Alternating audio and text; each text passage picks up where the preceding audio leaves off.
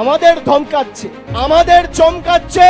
আরে ভুলে গেছো মমতা বন্দ্যোপাধ্যায় রাতারাতি তৈরি হয়নি। ভাবছে একদিকে ইসি কে লাগিয়ে, ইলেকশন কমিশনকে লাগিয়ে মানুষের ভোটাধিকার কেড়ে নেব, আর আরেকদিকে ইডি কে লাগিয়ে বিরোধী দলের কণ্ঠরোধ করব। আরে তুমি ইডি লাগাও, তুমি সিবিআই লাগাও, তুমি কেন্দ্রীয় বাহিনী লাগাও, তুমি মিডিয়া লাগাও, তুমি বিচার ব্যবস্থা লাগাও, তুমি ইনকাম ট্যাক্স লাগাও, তুমি যত অর্থবল তোমার কাছে রয়েছে লাগাও। বাংলার মানুষ বিজেপির জল্লাদদের কাছে আর দিল্লির জমিদারদের কাছে মাথা নত করবে না। এরা করবে, এরা ইডিকে ব্যবহার করবে।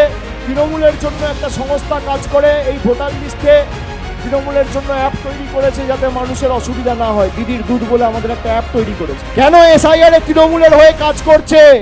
কেন গরিব মানুষের সাহায্য সহযোগিতায় অংশগ্রহণ করছে? কালকে ইডি পাঠিয়ে রেড করিয়েছে, আর সাধারণ মানুষের মৌলিক ইসিকে পাঠিয়ে হরণ করছে। ইসিকে পাঠিয়ে সাধারণ মানুষের ভোটাধিকার হরণ, আর ইডিকে পাঠিয়ে বিরোধীদের কণ্ঠরোধ করা। এই হচ্ছে বিজেপির ফর্মুলা।